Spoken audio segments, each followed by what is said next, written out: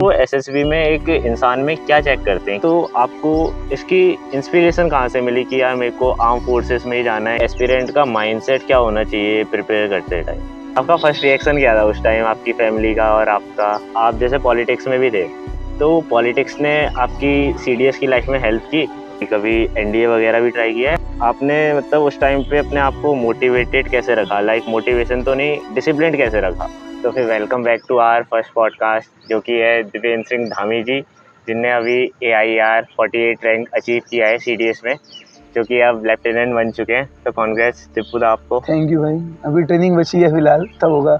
वही ना, तब भी अपने तरफ से तो अपना बेस्ट दे दिया है, अभी आगे भी देना है। तो बहुत लोगों का क्वेश्चन थे, बहुत सारे क्वेश्चंस लाया हूँ, तो टाइम लग सकता है, बट थैंक यू आपका उसके लिए। तो सबसे पहले ये बताइए भैया, जब आपने वो चीज़ अचीव की तो आपको कैसा फील हुआ? हाँ, बढ़िया फील हुआ। पहले तो कभी कभी ऐसा लगता है कि पता नहीं चलता, मतलब उस टाइम मतलब बिलीव ही नहीं होता अपने आप पे, हाँ हुआ नहीं हुआ। तो क्या कहते हैं, जब हमारा वहाँ पे नाम आया, उससे पहले ही जो JCO साहब होते हैं, जो मतलब ग्राउंड्समैन होते हैं ना, जो पूरी चीज़ मैनेज करते हैं, उन्होंने मुझे साइड में बुला के कहा था, भाई तेरा हो गया है।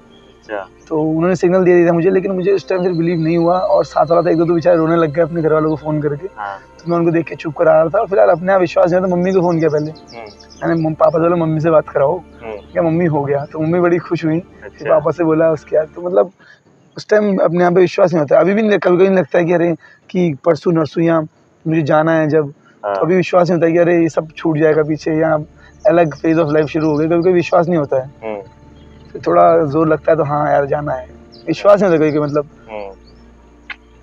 अच्छा है जिंदर जी। आपका फर्स्ट रिएक्शन क्या था उस टाइम, आपकी फैमिली का और आपका, जब आपने देखा AIR 48 कि आपका CDS में सिलेक्शन हो गया है? उस टाइम मेरा अपील मेडिकल बोर्ड चल रहा था, मतलब एक कुछ पॉइंट्स मिले थे मुझे, तो मैं बेस हॉस्पिटल दिल्ली कैंट से वापस आ रहा था अपनी मौसी के घर, दिल्ली था मैं, और मैं उसमें था, गाड़ी से वापस आ रहा था। तो एक दोस्त का फ़ोन आया, मेट्रो में था मैं, कि भाई, मैंने कहा हाँ जी। बोले यार तेरी रिजल्ट आ गया, तेरी ऑल इंडिया रैंक 48 आई है। मैं कह मजाक मत कर, सच होता। तो सच बोल रहा हूँ मैं, झूठ नहीं बोल रहा। फिर मैंने बोला ठीक है रुक जा, मैंने चेक करा फिर डाउनलोड कर रिजल्ट। फिर मैंने दीदी को बोला, दीदी थी उस टाइम, मैंने, दीदी बड़ी खुश हुई, फिर उसने चेक किया, बड़ी खुश हुई, उसे अच्छा लगा। तो मतलब बढ़िया, अंदर अच्छा फील होता है, थोड़ा प्राउड फील होता है, मेहनत काम आई। अच्छा है जितेंद्र जी। तो फिर आपको जैसे आर्म फोर्सेस में ही जाना था, तो आपको इसकी इंस्पिरेशन कहाँ से मिली कि यार मेरे को आर्म फोर्सेस में ही जाना है, कि आर्मी ही ज्वाइन करनी है? तो पहली बात तो हमारे यहाँ का एनवायरनमेंट ऐसा है कि उत्तराखंड का, या हमारे कुमाऊं डिवीज़न का, कि एक बचपन से एक रहता है मन में इतना, जो एनवायरनमेंट ऐसा है कि हमें फ़ौज में ही जाना है। एक डिसिप्लिन मिलिट्री लाइफ, मिलिट्री ना गए तो एक बेल्ट लाइफ, बेल्ट फोर्सेस जो होती हैं उनमें जाना है। और दूसरी बात, जब मैं स्कूल में था, स्प्रिंगफील्ड से मैंने 8th तक की एजुकेशन करी। उसके बाद वहाँ पे एक सर थे, प्रिंसिपल सर, जिनका स्कूल है वो, तो वो खुद एयरफोर्स के वेटरन हैं, तो उन्होंने मुझे बड़ा मोटिवेट किया था फोर्सेस ज्वाइन करने को। तो वहाँ से एक पुश मिला। उसके बाद मेरी फैमिली में डिस्टेंस रिलेटिव एक है, मेरी मम्मी के कज़न के बेटे, वो ACC एंट्रीज ऑफिसर बने थे। तो उनकी शादी में गया था, तो उनके जो दोस्त आए थे उन्होंने बड़ा मोटिवेट किया मुझे कि बनने के लिए। तो फिर थोड़े थोड़े पुश मिलते रहे। फिर बाद में जैसे बड़ा हुआ, जब होश आया, तो फिर लगा कि हाँ यही बढ़िया है। उसको देख के थोड़ा अलग फील आता था, अंदर से एक स्पार्क होता है। तो अच्छा दिपेंद्र जी, कभी NDA वगैरह भी ट्राई किया है? हाँ, NDA ट्राई किया। उस टाइम थोड़ा मैं इतना डिसिप्लिन, इतना वो नहीं था, तो मजाक मजाक में पेपर दिया, तो पेपर नहीं निकला कभी। तो वहाँ पे जो गलतियाँ करी, वहाँ से सीखा आपने बहुत कुछ? हाँ, वहाँ से काफ़ी कुछ सीखा। उस टाइम इम्प्रूवमेंट नहीं किया, लेकिन CDS में इम्प्रूवमेंट किया, उससे सीख के उन चीज़ों से। लाइक NDA में कुछ मिस्टेक्स जो आपने की हो? मिस्टेक्स क्या, उस एग्ज़ाम को सीरियसली नहीं लिया। एग्ज़ाम अगर 10 दिन बाद हो, 10 दिन पहले पढ़ाई शुरू करी। मैं ठीक था, GS और वो सब ठीक थी, लेकिन मैंने कभी पॉलिश्ड तरीके से, एक डिसिप्लिन या रूटीन तरीके से पढ़ाई नहीं करी। अगर करता मैं, तो वो ज़्यादा निकला। तो कितने अटेम्प्ट्स दिए थे आपने NDA के? NDA के 3 अटेम्प्ट दिए होंगे। 3 अटेम्प्ट। और SSB गए उसमें? मैं NDA में एग्ज़ाम ही नहीं क्लियर हुआ। अच्छा, चलो कोई ना यार, CDS हुआ। CDS में कितने अटेम्प्ट दिए वैसे? CDS में 2 या 3 अटेम्प्ट। उस टाइम जब मैं पढ़ाई कर रहा था, जब मैं अपियरिंग था BSc में, तब मैंने 1 अटेम्प्ट दिया था। उसके बाद 2 अटेम्प्ट दिए जो नहीं निकले। 1 अटेम्प्ट अपियरिंग में, 1 अटेम्प्ट, 2 अटेम्प्ट एग्जाम, मतलब ये ग्रेजुएशन पास करने के बाद जो नहीं निकले। उसके बाद फिर अभी लगातार 5 अटेम्प्ट दिए, 5 निकले। अच्छा, सही हो यार। तो फिर ये जो चीज़ें नहीं निकली उससे आपने क्या क्या सीखा, लाइक क्या क्या मिस्टेक्स की जो आप बता सकते हो जो एक एस्पिरेंट करता है? पहले शुरुआत में तो वही रहा कि मतलब एक एग्ज़ाम देना है करके देने आता था मैं। हाँ, एग्ज़ाम घर वालों ने बोला भरा है एग्ज़ाम तो देने जा। मतलब अपनी तरफ से कोई किक नहीं थी, पुश नहीं था कि एग्ज़ाम निकालना है शुरुआत वाले अटेम्प्ट में। उसके बाद जो निकले मतलब जो नहीं निकले, सेकंड लास्ट अटेम्प्ट जो मेरा नहीं निकला था, थर्ड अटेम्प्ट जो था उसमें मैंने थोड़ा पढ़ाई करी, नोट्स बनाए, लेकिन वो अप टू मार्क नहीं थे। मतलब अगर हम एग्ज़ाम कोई भी निकालने जा रहे हैं तो हमने पिछली बार जो एग्ज़ाम आया था उसके लेवल से थोड़ी ज़्यादा मेहनत करनी पड़ी, क्योंकि हर ईयर या हर अटेम्प्ट में एग्ज़ाम का लेवल बढ़ते जाएगा। जो नए बच्चे आ रहे हैं वो थोड़ा और एक्स्ट्रा प्रिपेयर करके आएंगे, तो हमें पिछली बार थोड़ा सा ज़्यादा अप करनी पड़ेगी अपनी मेहनत को, तभी हमारा एग्ज़ाम निकले। तो फिर आपने कैसे प्रिपेयर किया यार इतना कुछ? हाँ, अब क्या, मेरी दीदी भी प्रिपेयर करती है, थोड़ा उससे भी गाइडेंस ली। बाकी यूट्यूब रिसोर्सेज हैं, एनसीईआरटी बुक्स हैं, रेफरेंस बुक्स हैं, उन सब से पढ़ा और एक थोड़ा बेसिक बना के नोट्स बना के, मतलब पूरा थोड़ा अच्छे तरीके से। थोड़ा टाइम लगा शुरुआत में, 4-5 महीने लगे नोट्स बनाने में, लेकिन फिर वो फ्रूटफुल रहा। उससे रिविजन करके सब क्लियर होते रहा। अच्छा दिपेन जी, मतलब ये आपको पहले से ही था क्या ऑफिसर रैंक में ही जाना है, या कभी पहले सिपाही वगैरह इसका भी ट्राई किया आपने? हाँ, फिलहाल मेरी मम्मी का सपना था कि मैं ऑफिसर बनूं, लेकिन मैंने सिपाही रैंक का भी ट्राई किया था। एयरफोर्स एयरमैन एक्सवाई का एग्ज़ाम होता है, वो मैंने निकाला था और उसमें फिजिकल मेडिकल सब हो गया था। लेकिन क्या कहते हैं, अग्निवीर एनरोलमेंट आ गई तो उसके बाद से वो भर्ती कैंसिल हो गई थी। तो उसके बाद थोड़ा दिन एग्ज़ाम मेरे नहीं निकले, मैंने बताया 3 अटेम्प्ट सीडीएस से शुरुआत के नहीं निकले। फिर घर वालों का भी प्रेशर था, तो मैंने घर वालों को दिखाने के लिए एसएससी जीडी का एग्ज़ाम भी दिया था और उसमें अच्छे मार्क्स आए थे काफ़ी, लेकिन मैं फिजिकल देने नहीं गया। मैंने इनको ये बताना था कि जाना अफसर लाइन में ही, मैं दिखा दे रहा हूँ आपको कि मैं अभी भी एग्ज़ाम निकाल सकता हूँ। मैंने पुलिस का भी कांस्टेबल का एग्ज़ाम दिया था, तो एग्ज़ाम दिए, लेकिन जाना यहाँ पे था, एक मन में था। अभी एसआई का भी तो एग्ज़ाम निकला? हाँ, एसआई का एग्ज़ाम भी निकला, उसका भी मेडिकल था पेंडिंग, वो भी मेडिकल देने नहीं गया। तो कोई ना, आप ऑफिसर बन चुके हो। जी, तो फिर आपने मतलब उस टाइम पे अपने आप को मोटिवेटेड कैसे रखा, लाइक मोटिवेशन तो नहीं, डिसिप्लिन कैसे रखा? हाँ, मेन एग्ज़ाम में दिक्कत यही होती है कि अगर हम मल्टीपल फेलियर से क्रॉस करते हैं तो हमें काफ़ी डिमोटिवेशन मिलती है। मोटिवेट करना बहुत ज़्यादा, अपने आप को मोटिवेट करना बहुत मुश्किल है। दूसरे को तो मोटिवेट हम कर सकते हैं, अपने आप को नहीं कर पाते हैं। तो वही देखा कि सिचुएशन कैसी थी, मतलब कैसे कहाँ से कहाँ कितना अपने लेवल को अप किया है, तो आगे तो अच्छा ही होगा जो होगा। और क्या कहते हैं, तरह तरह के मोटिवेशंस हैं, सोशल मीडिया में भी हैं, ऐसी बात नहीं है। घर वाले सबसे मोटिवेशन है, अपने घर वाले या आसपास की जो एनवायरनमेंट है उनसे कहीं ना कहीं सीखने को मिलता है कि लोग कैसी सिचुएशन में होने के बावजूद काम कर रहे हैं, तो उससे मोटिवेशन मिल सकता है। फिर अपना मोटिवेशन खुद में भी आएगी, मतलब अपने आप को देखना कि 1 साल पहले मैं कहाँ था और अब अगले 1 साल कहाँ होऊंगा, तो हम पे डिपेंड करता है कि जो हम आज करेंगे उसका रिजल्ट एक दिन में दिखेगा, लेकिन एक दिन पक्का दिखेगा। ये तो है, not in one day but surely, not in one day but surely one day. ये तो है। तो फिर सेल्फ स्टडी रूटीन वगैरह बता सकते हो अपना? हाँ, रूटीन तो क्या, मतलब ऐसा था मेरा कुछ मैं ज़्यादा देर घंटे बैठ के पढ़ाई नहीं कर पाता हूँ थोड़ा। मैं एक जगह बैठ के ऐसा पढ़ाई नहीं करता, मैं घूमते घूमते या कहीं बैठ गया, कुछ भी करते करते फिलहाल कोई एक जगह बैठ के, जैसे लाइब्रेरी वाला जो कॉन्सेप्ट है वो मेरे बस की नहीं है। इसलिए मैंने कभी लाइब्रेरी ज्वाइन भी नहीं करी। एक छोटे से कोने में बैठ के दिन भर पढ़ाई करना वो मेरे बस की नहीं। थोड़ा मेरा प्रैक्टिकल लर्निंग में विश्वास रखता हूँ। किसी के अगर ज्योग्राफी के क्वेश्चंस कर रहे हैं तो लैंडफॉर्म्स अगर हम पढ़ रहे हैं तो लैंडफॉर्म्स को हम कहीं देखेंगे, सामने अपनी आंखों से देखेंगे या फ़ोन में देखेंगे, तो थोड़ा वो विजुअल तरीके से ज़्यादा दिमाग में जाता है। और सेल्फ स्टडी जैसे कि कोई भी टाइम ज़रूरी नहीं है कि हम एक पर्टिकुलर टाइम में पढ़ें। अगर पर्टिकुलर टाइम में पढ़ रहे हैं तो बहुत अच्छा रहेगा, क्योंकि हमारी बॉडी अडेप्ट कर लेगी। वरना एक आपका ये है कि आप एक फिक्स टाइम करो कि अगर मुझे 1 घंटा पढ़ना है डेली तो 1 घंटा पढ़ना ही है, चाहे जो भी हो। 1 घंटा डेली अगर कांस्टेंट अगर हम करेंगे तो बहुत अच्छा रहेगा। या कि ऐसा ना हो कि हम एक दिन 5 घंटा पढ़ ले रहे हैं फिर 2 दिन पढ़ ही नहीं रहे। कांस्टेंट 1 घंटा भी डेली 5 घंटे और फिर गैप से अच्छा है।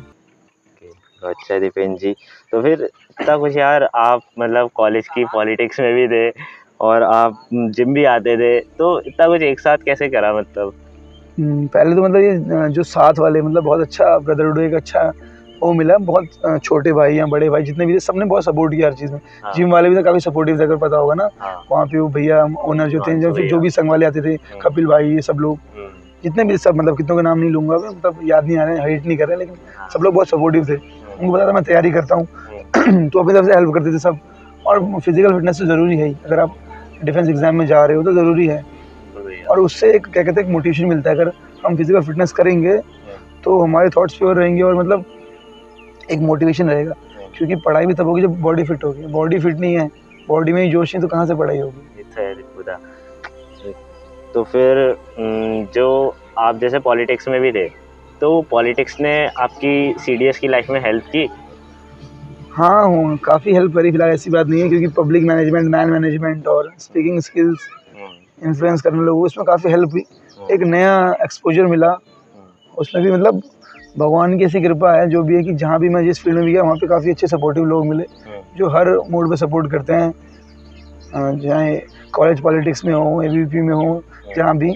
और उन्हीं लोगों ने मुझे चुनाव लड़ने में भी हेल्प करी, क्योंकि मेरा तो बीच में बीएससी का 2 साल गैप हो गया था, तो मेरा इतना रेगुलर कॉलेज था नहीं, तो कॉलेज स्टूडेंट्स के संग मेरा इतना रेगुलर था नहीं जुड़ाव, इतना कॉलेज जाता भी नहीं था मैं अपनी प्रिपरेशन कर रहा था। लेकिन जितने भी संग वाले थे सबने काफ़ी सपोर्ट किया और एक उससे काफ़ी पॉजिटिव माहौल बना, और उनको पता था मैं तैयारी कर रहा हूँ, तो वहाँ भी वो मोटिवेट करते थे कि दादा आपका होगा।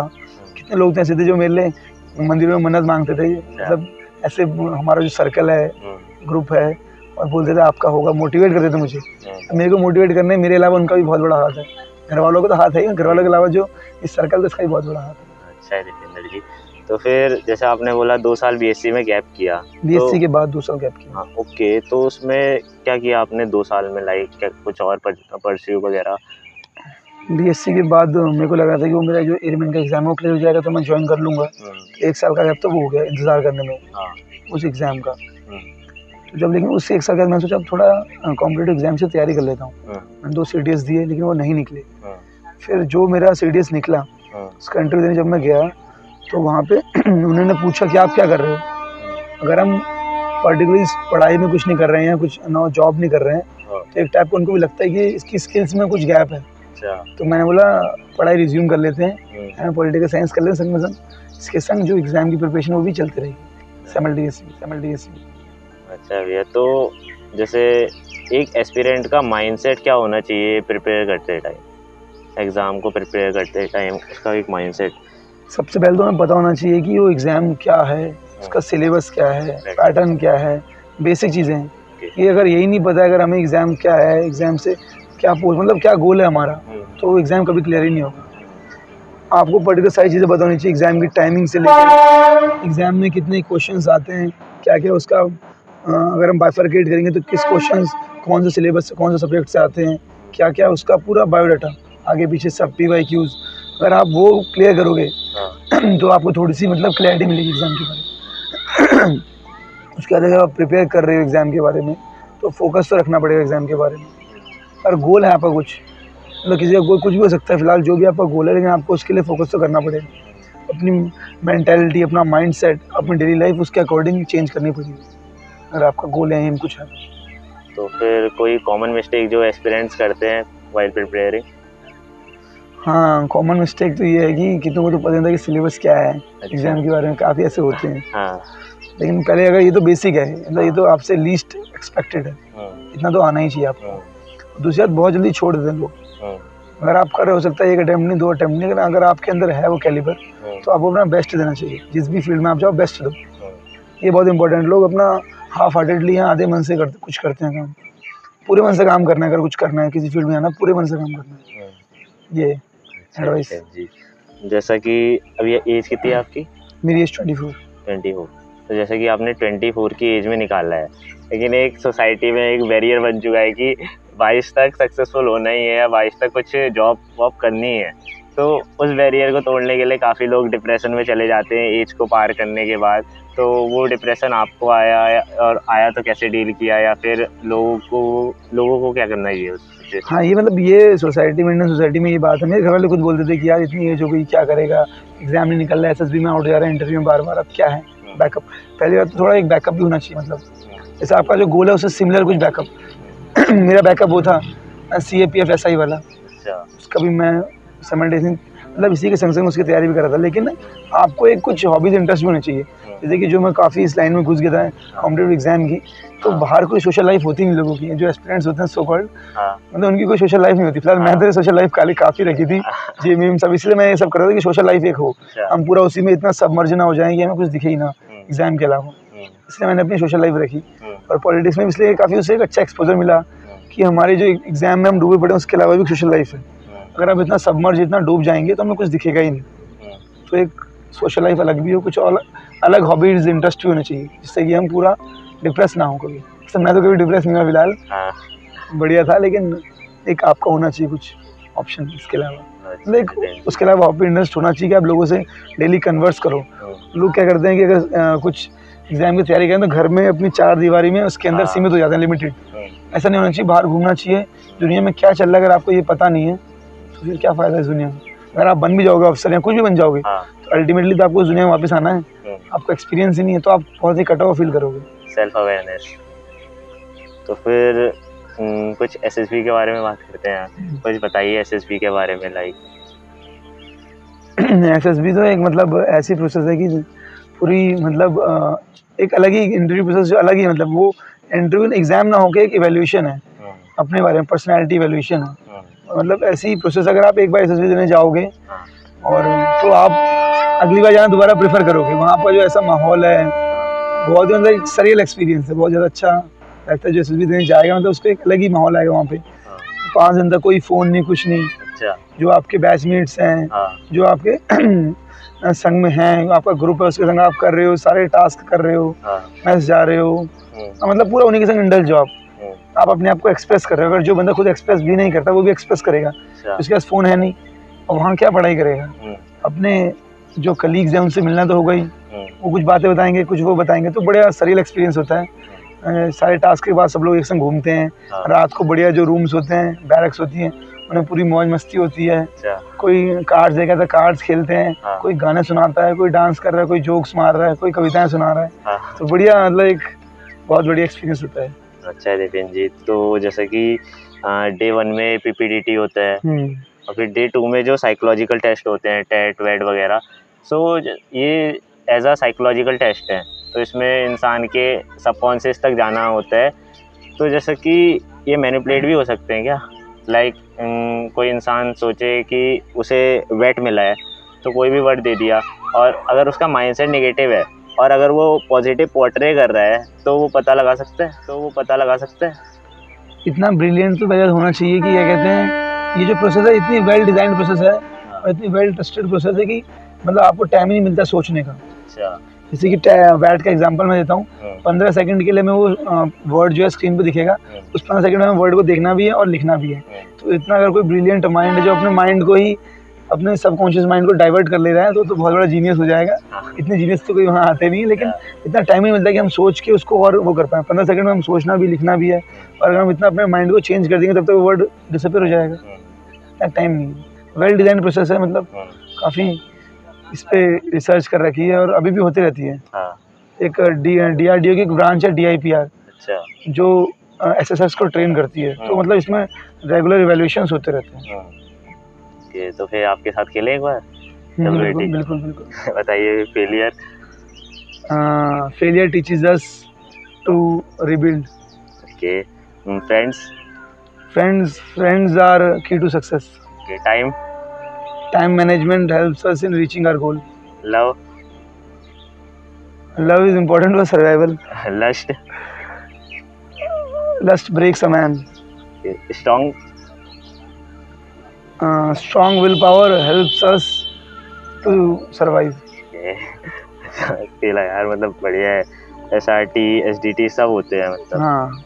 ओके, तो इसमें कुछ टिप्स देना चाहोगे लाइक जो लेक्चरेट के लिए हो सकती है? क्योंकि लेक्चरेट में 3 सेकंड में, और SRT के लिए एक अगर SSB के लिए बंदा प्रिपेयर कर रहा है तो उसे किस चीज़ों पे फोकस करना चाहिए और उसके लिए प्रिपेयर कैसे करना चाहिए? सबसे पहले तो उसे अपनी कम्युनिकेशन स्किल्स पे फोकस करना चाहिए। अब बहुत ज़्यादा लाउड भी ना हो, लेकिन SEO क्लियर हो सबको। और लेक्चरेट के लिए तो उसको अपने नॉलेज पे वर्क करना चाहिए। क्योंकि हो सकता है आप 50 टॉपिक पढ़ के गए हो, लेकिन वहाँ जो है वो टॉपिक रैंडम हो। आपको थोड़ा नॉलेज होनी चाहिए जो चल रहा है। मतलब कोई ऐसा एडवांस टॉपिक कुछ नहीं आता, लेकिन आपको अगर थोड़ा नॉलेज है, अगर आप सही से पढ़ के गए हो तो आप वहाँ बोल सकते हो। कॉन्फिडेंस बहुत इंपॉर्टेंट है। हो सकता है आप बीच में कुछ लाइंस भूल जाओ, लेकिन आपको कैसे कवर अप करना वो तो आपको मैनेज करता है ना। कुछ 4 मिनट वो ज़्यादा टाइम नहीं है, जो 3 मिनट 3 मिनट ज़्यादा टाइम नहीं है। आप बोल सकते हो उसमें आराम से, बहुत टाइम है 3 मिनट में बोलने को। आपको अपने आप पे कंट्रोल होना चाहिए और आप कैरी ऑन कर सकते हो। ज़्यादा कुछ बड़ा नहीं है, मतलब लगता है फिलहाल एक बार आप करोगे, 2 बार करोगे तो हो जाएगा। SRT वगैरह में? SRT में तो अपना रिस्पॉन्स एक सोच समझ के करना चाहिए, और SRT का रिस्पॉन्स जो होता है वेरी करता है पर्सन टू पर्सन। जैसे उसकी क्वालिटीज़ है, कोई अगर डोमिनेटिंग है तो उसका SRT का रिस्पॉन्स अलग होगा, वो तो पर्सनैलिटी पे डिपेंड करेगा। हर किसी की पर्सनैलिटी अलग होती है। कोई ज़्यादा क्या कहते हैं दिमाग लगा के रीजनेबल आंसर देगा, कोई ऐसी आंसर दे देगा, कोई बहुत सोच समझ के बताएगा कैसे मैनेज करना है, तो वो डिपेंड करता है पर्सन टू पर्सन। और GTO टास्क के लिए क्या किया आपने?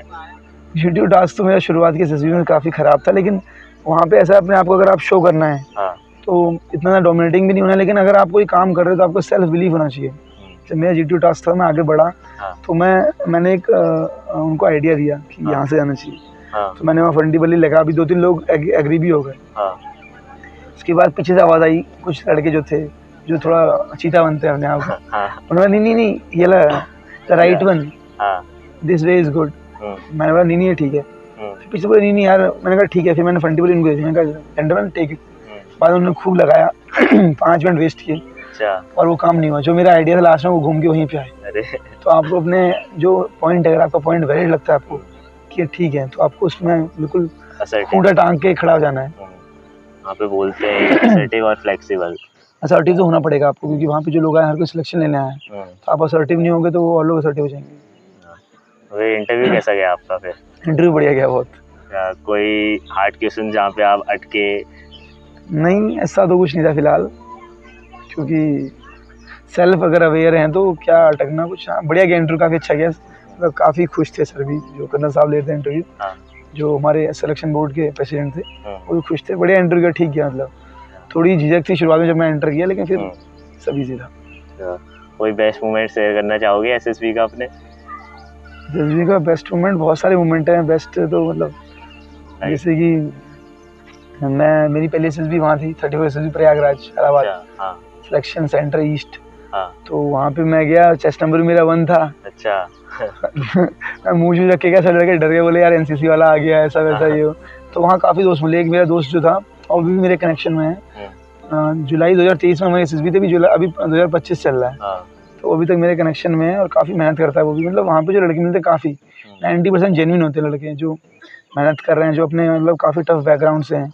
वो लड़का जो है उसकी फाइनेंशियल जो कंडीशन इतनी अच्छी नहीं है, वो कोचिंग पढ़ाता है और स्कूल में भी पढ़ाता है और अपना खर्चा खुद उठाता है। बहुत ज़्यादा मेरे से बहुत, मैं तो कुछ नहीं हूँ मेहनती सामने, मेरा तो 100x मेहनती है वो लड़का। और काफ़ी लड़के ऐसे, वो लड़का अभी तक कांटेक्ट में, और एक बार मेरे घर भी आया था जब हमारी जलंधर SSB थी, तो आया था। और एक ऐसी लड़का एक है, उसका नाम अभी हिट नहीं कर रहा है मेरे को। तो जब मेरी सेकंड SSB भोपाल में थी, तो मेरे संग SSB स्टेज में रुका था, हम दोनों एक साथ स्किन आउट हुए। उसके बाद मेरी अगली SSB पड़ी जलंधर में, तो भी हम लोग सेम जगह रुके, और वो और मैं दोनों कॉन्फ्रेंस आउट हुए।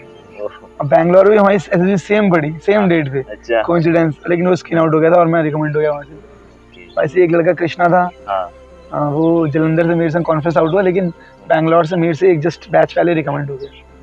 मतलब काफ़ी अच्छा एक्सपर्ट। वहाँ के जितने भी जो मेरे साथ वाले थे, मतलब उन्होंने काफ़ी सपोर्ट किया। मैं चुनाव भी लड़ा था, तो वो लोग भी मेरा वहाँ से जितना ज़्यादा सपोर्ट करते थे, और मतलब सोशल मीडिया में सपोर्ट करते थे। भले उनका कोई कांटेक्ट नहीं था, ना उनके कहने से कोई वोट देगा, लेकिन अपना मोरल सपोर्ट देते थे। और जहाँ मैं AFA गया था ट्रेनिंग करने, मतलब ये SSB कोचिंग लेने, वहाँ भी काफ़ी दोस्त मिले। अभी काफ़ी तो अभी पास आउट हो चुके हैं चेन्नई से, काफ़ी कहीं से, तो वो भी काफ़ी सपोर्टिव थे, उन्होंने बहुत सपोर्ट किया। और वो अकेडमी थे उस टाइम, तो बोलते भी थे कि अगर भाई तुझे कुछ फाइनेंशियल हेल्प चाहिए होगी तो बताना, हम अपने स्टाइपेंड से तेरे को पैसे देंगे। अब बढ़िया चुनाव लड़, कोई दिक्कत नहीं, बढ़िया कर रहा है, मतलब बहुत मोटिवेट कर रहे थे। तो काफ़ी मुझे हेल्प मिली। इसलिए मैं बोलता हूँ कि मुझे घर वालों के अलावा जो दोस्तों का सपोर्ट बहुत मतलब अच्छा मिला, दोस्तों का काफ़ी। मतलब जैसे कि मैंने लिखा भी था, जिस राह से जिस पद से स्नेह मिला, उस राही को धन्यवाद।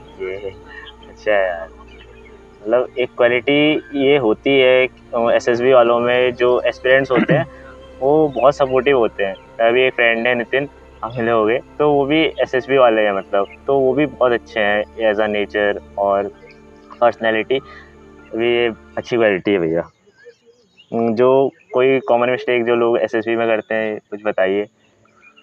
कॉमन मिस्टेक जैसे कि क्या करते हैं हम लोग, थोड़ा फेक बनने की कोशिश करते हैं। जैसे कि अपने आप को कुछ और प्रेजेंट करने की कोशिश करते हैं, जो हम हैं नहीं उसको प्रेजेंट करने की कोशिश करते हैं।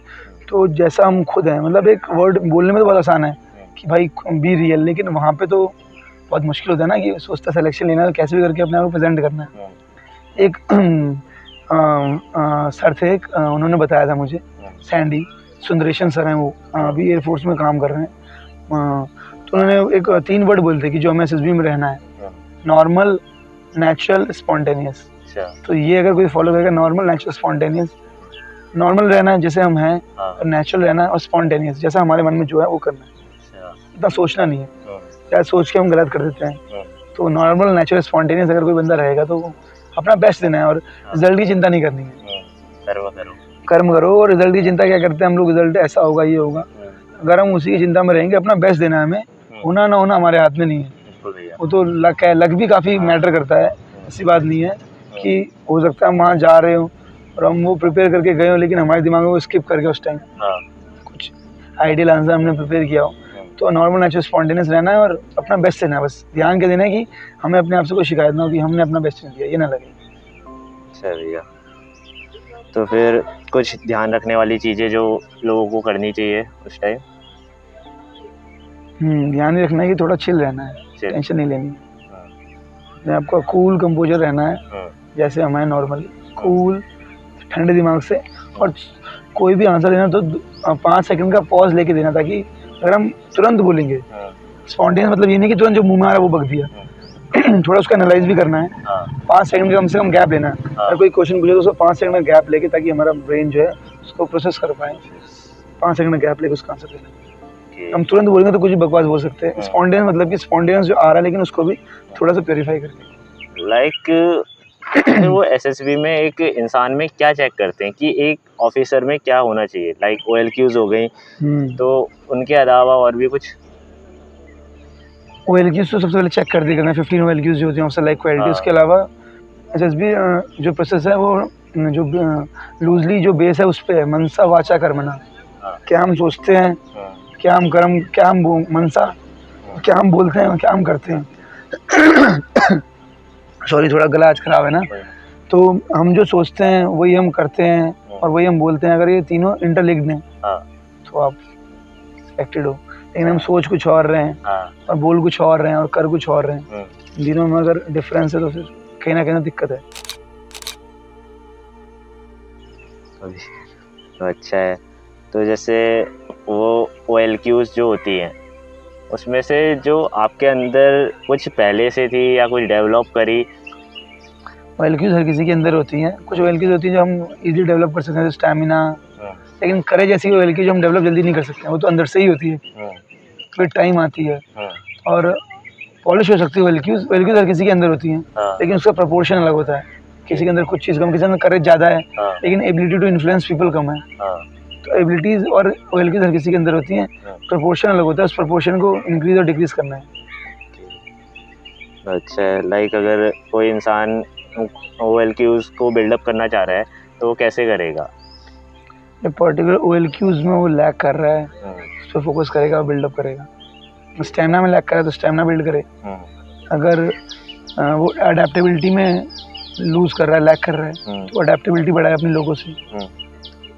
तो इसमें एक शायद ये भी होता है सेल्फ अवेयर। तो जब हम सेल्फ अवेयर होते हैं तभी हमें बाकी OLQs का भी पता चलता है। तो आपने सेल्फ अवेयर रहने के लिए क्या किया जो और भी कर सकते हैं?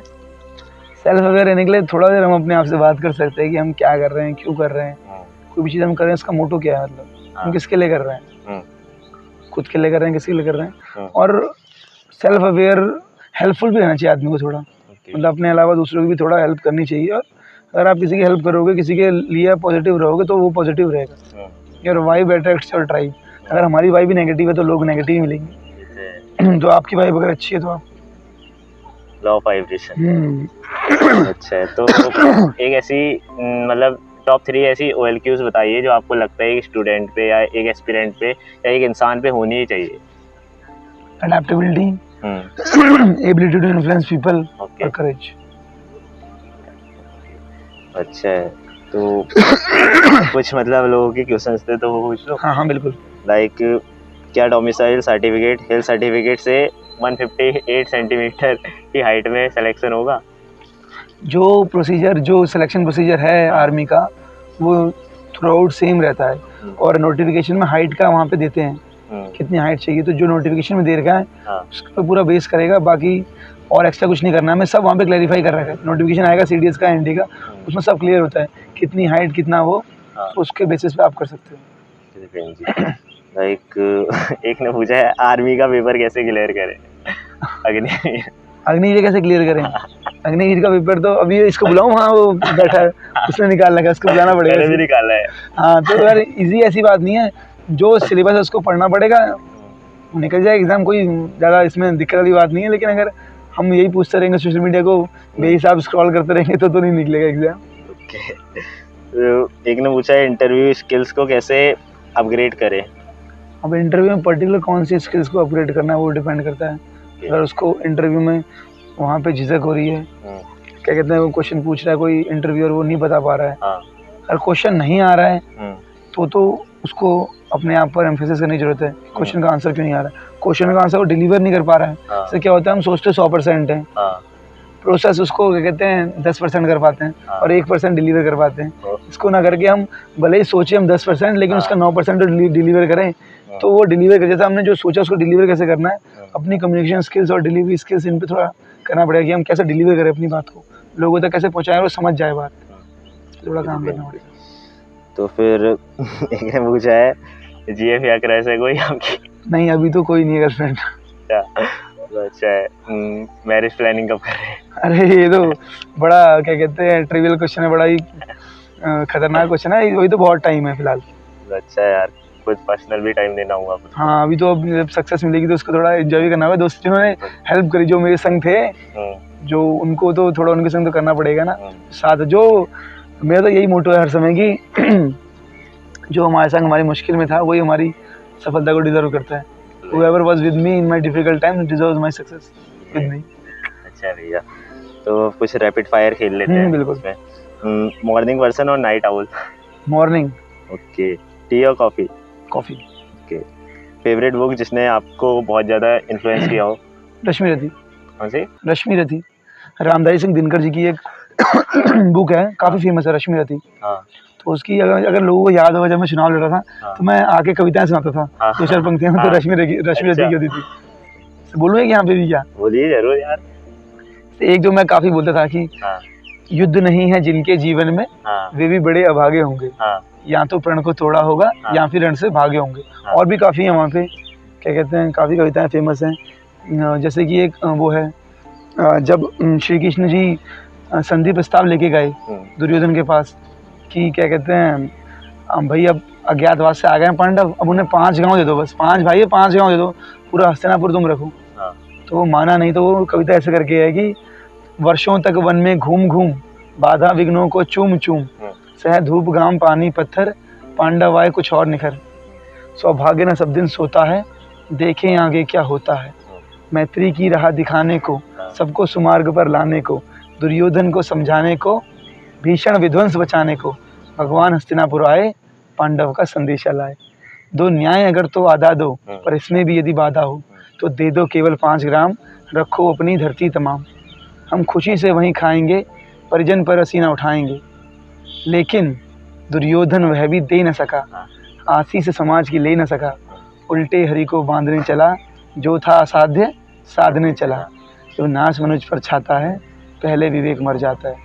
हरि ने भीषण हुंकार किया, अपना स्वरूप विस्तार किया, डगमग डगमग दिग्गज बोले, भगवान कुपित होकर बोले, जंजीर बढ़ा कर साध इन्हें, हाँ दुर्योधन बांध इन्हें। तो बहुत लंबी है तो थोड़ा इतना ठीक है। अच्छा भैया, लाइक आपका हिंदी लिटरेचर में ज़्यादा? हाँ मतलब तो वीर रस की कविताएं थोड़ा मुझे अच्छी लगती हैं। अच्छा।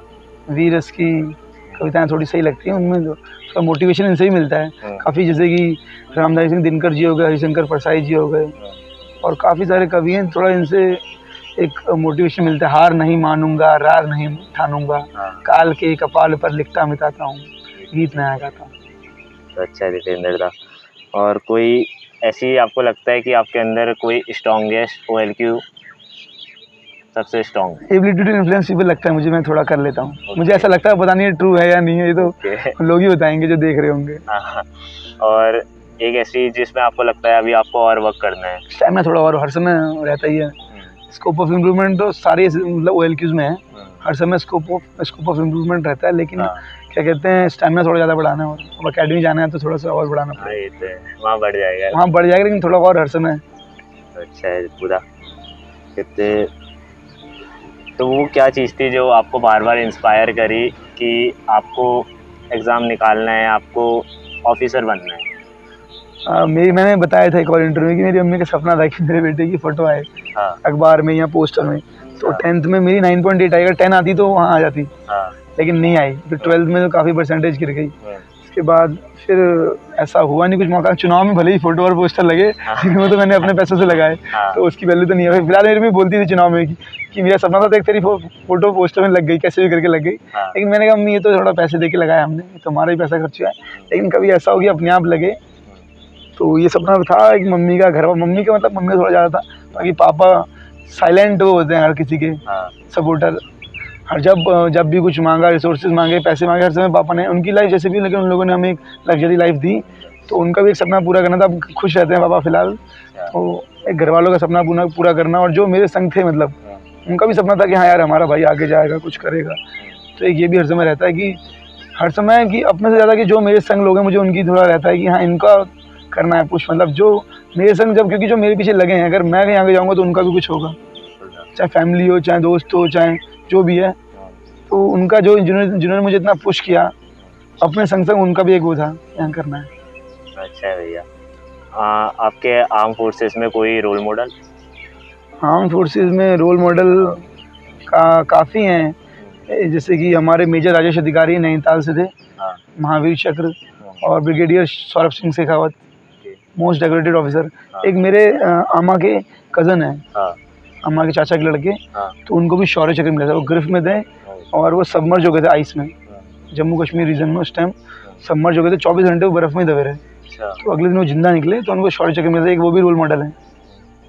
ग्रेट यार, पढ़ूंगा इनके बारे में। और फिर कोई ऐसा मोटिवेशनल कोड जो आप अपनी लाइफ में फॉलो करते हो? हाँ, मोटिवेशनल कोट्स तो काफ़ी हैं, फिलहाल अभी हिट नहीं करा, अभी आज जैसे याद आएगा बताऊंगा। आपकी लाइफ का बिगेस्ट सपोर्टर? मम्मी। आपकी फेवरेट हॉबी जो आपको स्ट्रेस रिमूव करने में हेल्प करती है वाइल प्रिपरेशन और वाइल इन लाइफ?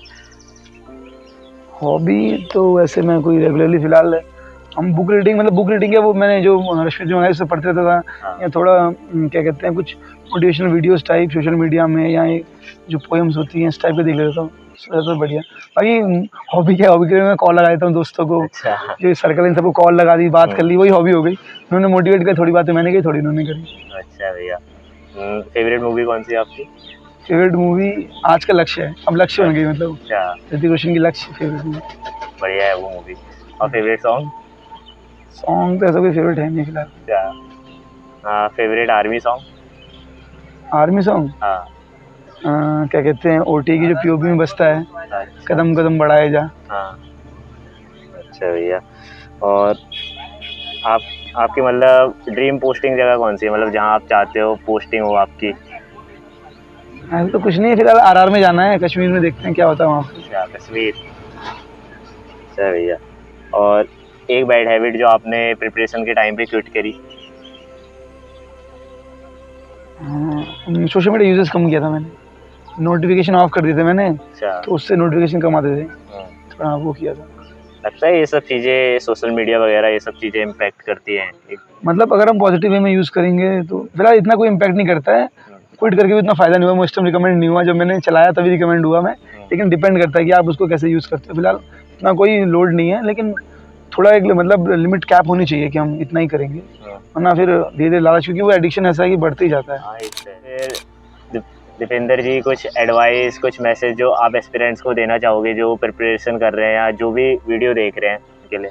मेरा एड्रेस तो यही रहेगा कि मतलब wherever you are give your best, जहाँ भी आप हो अपना बेस्ट दो और एक एग्जाम्पल सेट करो, ताकि खुद आप एक एग्जाम्पल बनो और लोग आपको एग्जाम्पल दें। मतलब कोई भी काम या कोई भी चीज़ छोटी नहीं है, जहाँ भी जाओ पूरे मन से करो, चाहे आप जो भी कर रहे हो, एक्सरसाइज जरूरी नहीं है पढ़ाई में ही हो या जहाँ भी हो। अगर आप कोई गेम भी खेल रहे हो तो आप अपना बेस्ट दो, ये रहेगा। अच्छा है। आपके कोई इंटरेस्ट? इंटरेस्ट गेम्स, हाँ स्पोर्ट्स में इंटरेस्ट है थोड़ा। क्रिकेट आजकल तो देखना कम करते, क्रिकेट खेलने में इंटरेस्ट है। और फिलहाल और क्या इंटरेस्ट है, कभी कभी कुकिंग, मतलब थोड़ा बहुत ये अपने खाने के लिए जब जीता था तो मैं कुकिंग कर लेता था अपना। नॉन वेज में थोड़ा प्रोटीन के लिए बना देता था।